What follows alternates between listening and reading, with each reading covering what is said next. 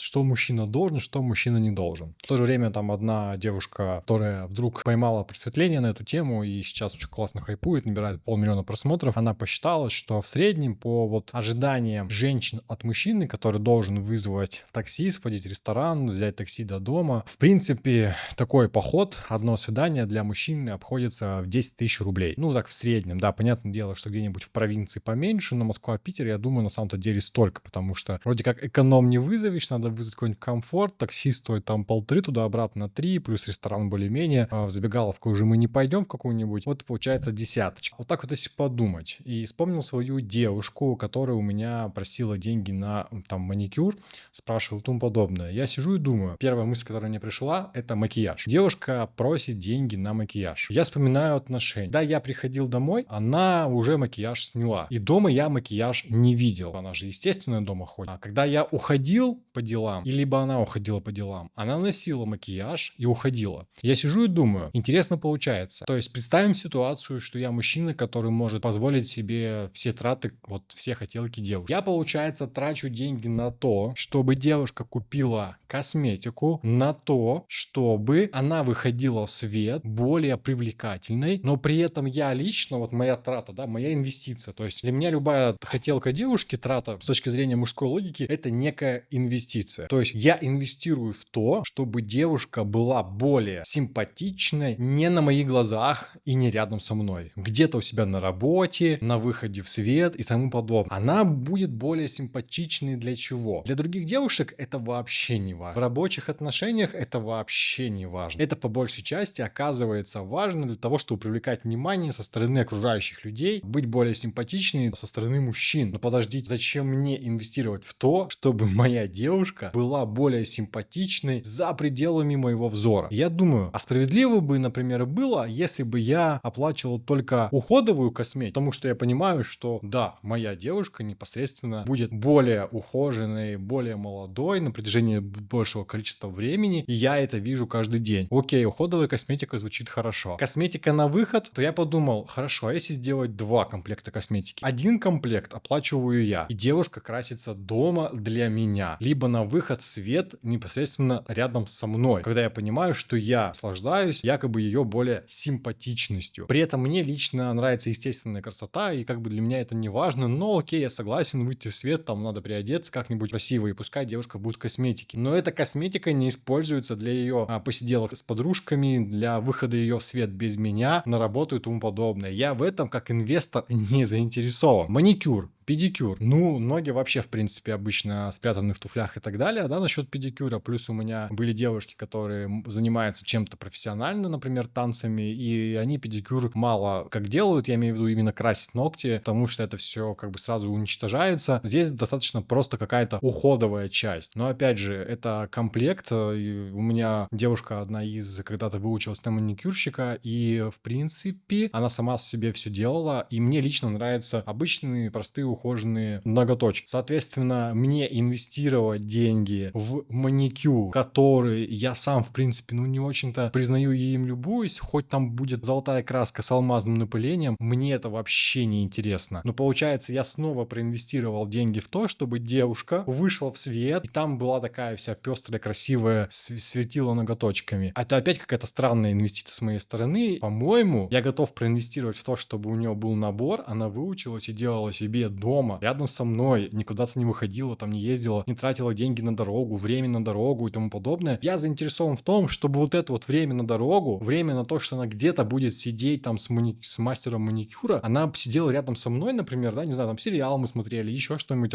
болтали, и она бы сделала сама себе маникюр. Во-первых, у нее навыков было бы побольше, да, интересных. Во-вторых, как бы, ну, я заинтересован в просто красивых ноготочках ухоженных, а не в маникюре, особенно там какие-нибудь когти, да, вот такие вот длинные. Соответственно, тоже очень странная инвестиция с моей стороны, и как будто бы такие вещи нужно разделить. Получается, что да, я заинтересован в помощи по уходовой косметике, но я не заинтересован ни в какой помощи в косметике на выход. Если я все оплачиваю, если я вот прям такой в отношениях альфач, который тратит деньги на девушку, я не заинтересован в том, чтобы она выходила в свет без меня как-то красивая, поэтому я бы разделил бюджет. И тут появляется еще одна интересная мысль, да, вот производная. Если у нас разделенный бюджет и у нее появляется косметика за ее деньги, то есть у нее есть свои средства, она где-то там занимается своей реализацией. Вопрос, а я, в принципе, принципе, даже как будто бы не заинтересован в том, чтобы девушка тратила деньги на свою косметику. То есть она же идет на работу, чтобы заработать свои деньги, чтобы позволить себе свою косметику, которой она будет краситься и использовать ее для выхода в свет без меня, да, я же говорю про второй набор, и я как будто бы не заинтересован, чтобы она вообще тратила тогда свое время где-то, зарабатывая деньги, если она может, например, помогать мне по бизнесу, либо заниматься какими-то делами по дому, либо просто проводить со мной время. Зачем мне отправлять ее куда-то работать, да, заниматься какой-то там реализацией? Окей, я не говорю о том, что девушка должна сидеть дома, она хочет заниматься своей реализацией, выглядеть красиво. Окей, в принципе,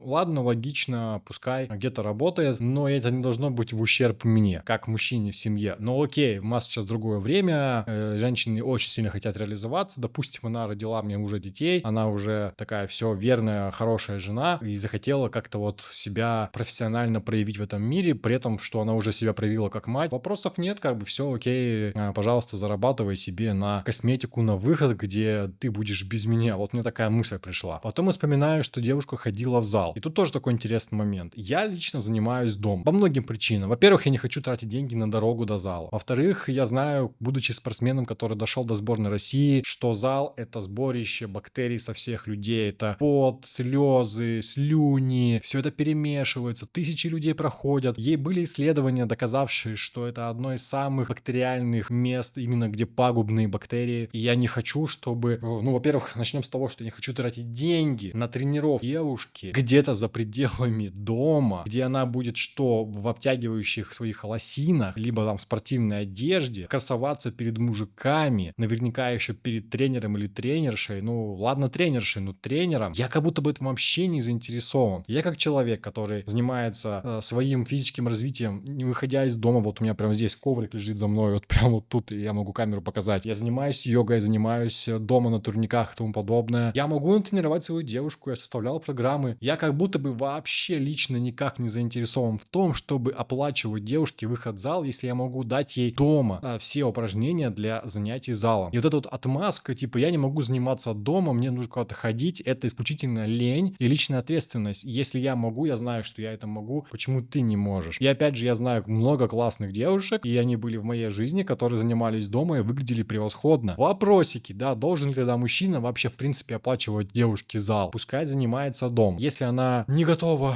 где-то заниматься дома, ну, во-первых, я не хочу, еще раз повторяю, отправлять ее в место, где полно пагубных бактерий. Если ты хочешь более классный зал с тренером, во-первых, я не хочу, чтобы ты ходила к тренеру, потому что тренер, он не в курсе о цикле, он не в курсе о многих вещах и, может быть, не так в курсе об женской анатомии, да, и о разнице женской анатомии. И я знаю, что лучше ходить к девушке-тренеру. Тогда позвольте мне выбрать эту девушку-тренера, да, я хочу проверить, она вообще точно ли компетентная. Ладно, окей. Просто у меня была история, когда мне девушка рассказывала, что она ходила в зал, и вот ее тренировала девушка, которая вот выучилась на тренера. Но я послушал, посмотрел на упражнения, я понимаю то, что, ну, это полное, и это просто дилетантство, это, знаете, человек получил корочку просто для того, чтобы ходить в зал, и вот, ой, вижу тренажер, я его дам. Подход абсолютно, ну, убогий, за это еще и деньги были оплачены. Ну, я считаю, это глупости какие-то. Если ходить к тренеру, то это надо нормально заниматься, нормально ходить, стабильно, регулярно и тому подобное. Поэтому я вообще как будто бы понял, что я потенциально не заинтересован в том, чтобы девушку отправлять в зал. Я бы с удовольствием позанимался бы совместно на ковриках, я бы купил второй коврик, хотя он так уже есть, и совместно бы позанимался йогой, и вижу в этом гораздо больше пользы, да, либо совместно куда-то заходить на йогу и тому подобное. Тоже получается такой забавный момент. Далее возвращаемся к поездкам на свидание. Я вот так сижу и думаю, почему мужчины пользуются курсами по пикапу? На самом деле там дают очень такие, ну, я бы сказал, противные, некрасивые техники, они завязаны на НЛП, они завязаны на вот создание такого образа нарцисса. Это западает у девушек, потому что у многих проблемы с папой. Я считаю, что проблемы с папой у 90% девушек, просто многие об этом не знают, есть какие-то истории, и по сути пикап, он учит найти слабость и начать в нее давить, да, вот продавливать девушку для чего-то более близкого, интимного, да, ускорять события. Поэтому мужики этим пользуются. Я сейчас сделаю краткую сводку. Я перестал видеть смысл оплачивать какой-либо поход на свидание для, ну, девушки, то есть оплачивать за нее, если ты понимаешь, что ты можешь получить все, в принципе, не потратив и рубля на это все. Просто за счет харизмы, умения общаться, делать это не какими-то пикаперскими техниками, а просто делать это расслабленно. Самое главное, пикаперская техника, самый главный секрет, может быть, какие-то мужчины хотят пойти, заключается заключается в том, что ты просто не фокусируешься на одной какой-то девушке, ты параллельно делаешь точно так же, как делают девушки, ты просто параллельно ведешь истории 20, ты постоянно знакомишься, у тебя есть некий поток. И в этом потоке ты кому-то нравишься априори. И тем, кому ты нравишься априори, тебе гораздо легче построить отношения, и в принципе это будут уже более честные отношения, поэтому ты понимаешь то, что у тебя нет никакого дефицита женского внимания, общения и дефицита в интиме, и поэтому ты понимаешь, зачем надо тратить деньги. Подарки, цветы никак абсолютно не влияют на самом-то деле на построение нормальных отношений, именно когда люди сходятся для построения вот пары, семьи. А просто вот этот букетно-цветочный период, так называемый, это абсолютно бесполезная штука, потому что ты либо можешь остаться во френд-зоне, тебе это никакие гарантии не дает, а у девушки, которая это предпочитает, может быть одновременно 5-10 ухажеров, но опять же многие просто, ну извините меня,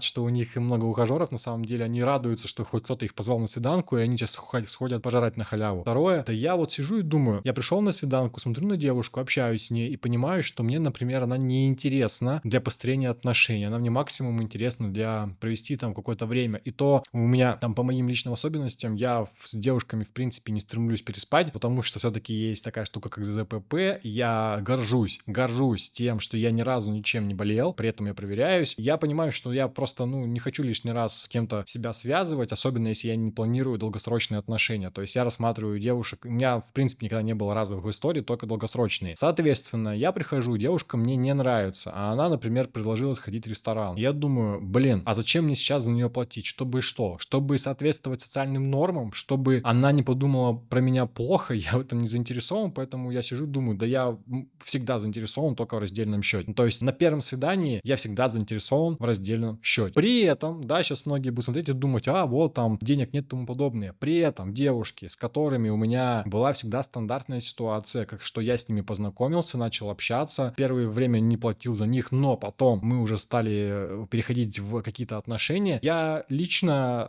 причем не то чтобы этим горжусь, наверное, даже это такие истории для меня больше поучительные. Я лично вывез нескольких девушек за границу, одна вообще до сих пор живет на Бали, уже там получает себе ВНЖ. Я тот человек, который в принципе, если я нахожусь в отношениях, я готов оплатить там переезд в другую страну и оплачивать проживание, питание. Для меня это такая стоящая история, я тоже об этом рассказывал, что это для моей же безопасности выгодно, потому что если я переезжаю и оплачиваю полностью весь быт, то это безопасно, что если девушка вдруг уйдет, у меня не будет такого, что я как пополамщик там, я потерял, я не могу уже виллу оплатить там или гестхаус оплатить. Нет, у меня такого нет, у меня просто нисколько в принципе в доходах не теряется, в расходы у меня становится меньше, я не снимаю уже второй байк, но при этом мой уровень жизни остается таким же, я заинтересован полностью оплачивать весь быт. Но я не заинтересован каких-то девушек спонсировать, которых я вижу впервые. Соответственно, если мне девушка не нравится, я не хочу за нее платить. Зачем мне за нее платить? Я не вижу ни одного мотива это делать. И я сейчас понимаю, что самые мои крутые долгосрочные истории, где я построил отношения, они всегда начинались с первой встречи в парке, потом какой-нибудь вторая какая-нибудь встреча в парке, либо в кафешечке, и я смотрю там девушка вообще, как она пришла пожрать, либо заплатить за себя, и если она платит за себя, и после этого мы продолжаем общение, классно, а мы начинаем с ней сближаться, и я начинаю уже все больше и больше за нее платить, потому что я заинтересован в отношениях с ней, у нас случаются отношения, и, в принципе, я начинаю забирать на себя быт. Вот это классно, и это выглядит еще и как это устроено в Европе. Только в Европе они, в принципе, пополамщики всегда, и даже в бытовых отношениях, а здесь я только про начальный период, про бытовые. При этом никакие подарки, цветы и так далее никогда этот процесс не ускорят. Это лишь дает временный дофамин, что вот с тобой девушка встречается, но она тебя может перевести изначально в режим спонсора, и я знаю такие истории. И девушки покупаются на деньги. Те девушки, которых деньги подкупают, да, вот дорогие цветы, подарки, знаете, что зачастую эта история спланирована заранее каким-нибудь нарциссом-психопатом, это ни о чем не говорит о каких-то намерениях, да, потому что потом за эти же штуки вам будет предъявлять счет. Второе, если вы нашли такого мужчину, который легко это делает, классно, он дошел до такого уровня, и таких мужчин очень мало, менее свободных, менее 0,05% от населения России, поэтому, вы просто какой-то джекпот сорвали, но поверьте мне, у вас таких девушек на одно место 10 тысяч, поэтому не нужно заранее думать, что вы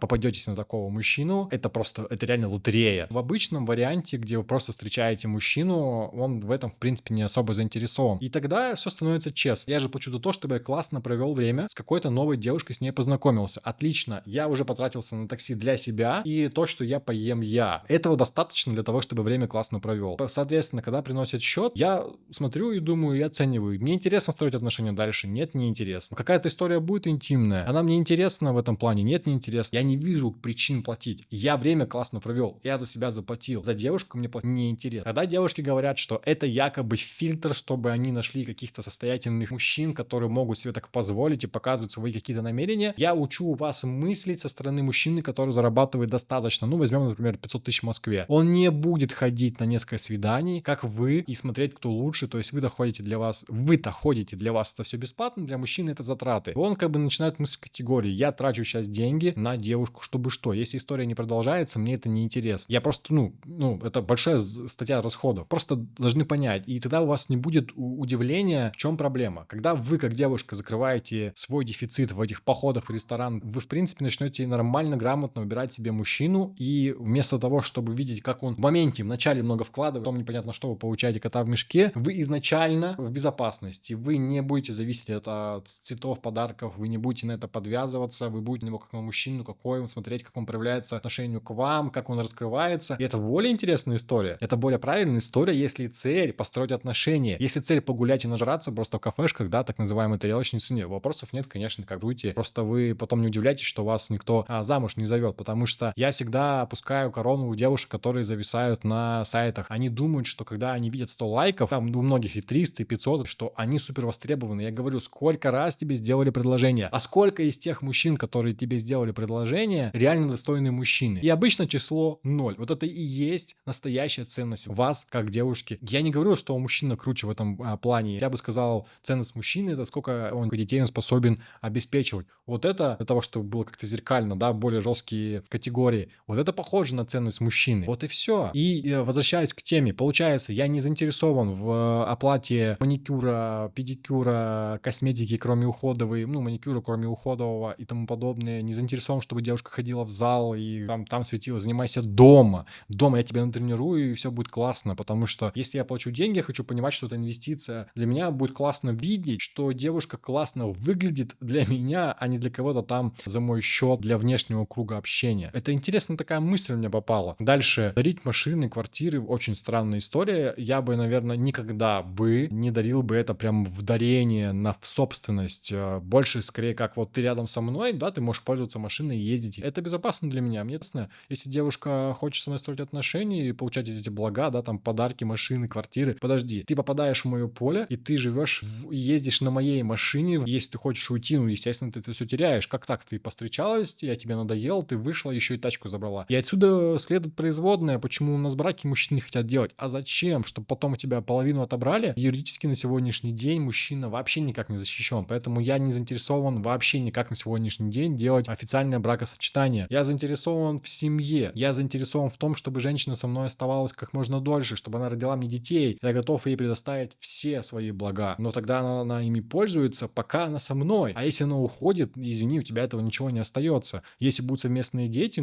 я просто в суде скажу, что, кажется, ей лучше жить со мной, потому что я могу их обеспечить, у меня есть доход и зарплата. Это я сейчас, конечно, на ходу сочиняю, но я вот шел и думал, как интересно все-таки получается. Да, как интересно. Если девушка хочет заниматься своей реализацией, пожалуйста, сама себя в этом всем обеспечивай. Если ты готова уже строить отношения, там вообще другие правила игры включаются, потому что построить семью и отношения очень сильно и кардинально отличается от просто встречаться и уж тем более какие-то забавные интимные истории. По поводу интимных историй тоже забавный момент. У меня была девушка, это вообще просто вау, шедевр, я считаю. Она говорит, я бы с тобой не строила бы отношения, потому что я ехала просто потрахаться на одну ночь. Мне надо раз в месяц по здоровью. Подожди, я перевожу на мужской логический язык. То есть, для того, чтобы с тобой переспать, с тобой не нужно вообще строить никаких отношений, просто ты приезжаешь, трахаешься, уезжаешь, и в принципе твоя стоимость доступа к твоему интиму, он в принципе абсолютно бесплатный, надо просто дождаться, когда у тебя овуляция начнется. Ага, интересно. Но для того, чтобы я имел с тобой стабильные отношения, ты уже будешь меня проверять и не спать со мной. Тоже очень интересная логика. То есть, понимаете, я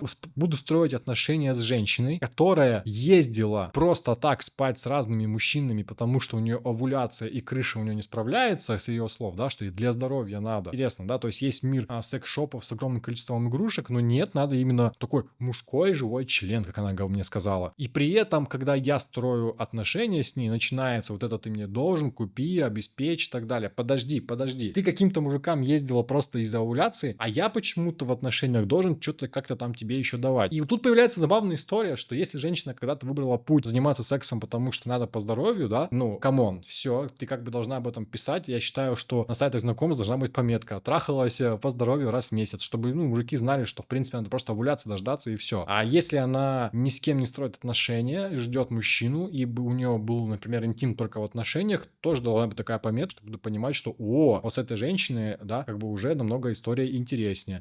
Кстати, та девушка, которая ездила трахаться раз в месяц, она и от мужа ушла, изменив ему, чтобы ей было легче уйти. Вот и все становится логично и понятно. Да, мне кажется, становится понятнее мышление современных девушек. Вот, и получается, что опять беда какая-то, да, наступает беда. С большим уважением отношу к тем женщинам, которые не спят вне отношений. Это очень круто. Но когда девушки рассказывают: ой, он мной воспользовался, он меня обманул. Подожди, тебя никто не уговаривал, да? Ты же не подавала потом на то, что тебя изнасиловали, да? Побои же никакие там не фиксировала. Ну, ты просто сама согласилась в моменте. И этим пользуются пикаперы, то есть девушку, да, в моменте можно продавить. Но потом говорит, что мной воспользовались. Подожди, ты пошла на свидание. Если твои принципы не позволяли бы тебе строить какие-то близкие отношения, ты бы не попала с ним в интимную историю. Получается, что твои принципы позволяли тебе это, просто он нашел ключик для того, чтобы эти принципы активировать. Ну вот и все. В общем, эту историю можно бесконечно раздувать, и я вот сейчас так накидал пару тезисов интересных. По большей части я посвятил это видео про бюджет, что мужчина должен оплачивать, а что нет. И вот сама логика, я считаю, должна быть такой, что если я как мужчина инвестирую в женщину, я должен понимать, какие я получаю дивиденды. Но если эти дивиденды для других оплачу я, эта история точно не для меня. И я считаю, что она не должна вообще как-либо приветствоваться для других мужчин. Вот такая вот. Пишите в комментариях, что вы думаете, какие у вас были невероятные истории. Если я увижу 3 комментария с классными историями, я начну и сам накидывать свои истории, и мы соберем с вами такой сборничек интересных историй. А если вы хотите заняться своей жизнью и все-таки перестать пытаться найти